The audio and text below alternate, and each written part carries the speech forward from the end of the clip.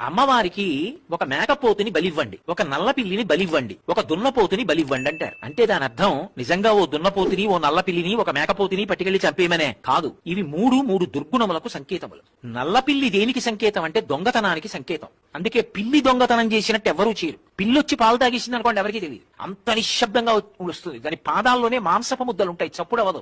పిల్లి దొంగతనానికి సంకేతం. పిల్లిని బలి, అందులో నల్ల పిల్లి అంటే అసలు కనపడదు, చీకట్లో, ఇది చీకట్లో తిరుగుతుంది. దొంగ బుద్ధిని విడిచిపెట్టేయి, పరమేశ్వరుడు నీ యజమాని అని అంగీకరించి దొరలా బతుకు. మేకపోతుని బలి, మేక మూర్ఖత్వానికి ప్రతీక.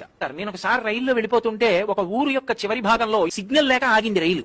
అక్కడ మేకపోతులు పందెం వేస్తుంటే చూశాను నేను. కిటికీలోంచి కనపడుతోంది. చక్కగా రెండు గడ్డి తింటున్నాయి. ఒక వ్యక్తి అటు పట్టుకెళ్లాడు, ఒక వ్యక్తి ఇటు పట్టుకెళ్లాడు. మనిషి గడ్డి తింటున్న వాటినే దగ్గరికి తీసుకెళ్లి రెండింటి తలా తాటించారు. పట్టుకెళ్లి ఒకదాని మీద ఒకటి ఇలా ఉసి కొలిపి వదిలేశారు. అంతే, అలలు పగిలిపోయేట్టు కొట్టేసుకున్నాయి. మూర్ఖత్వానికి ప్రతీక మేక. మూర్ఖత్వం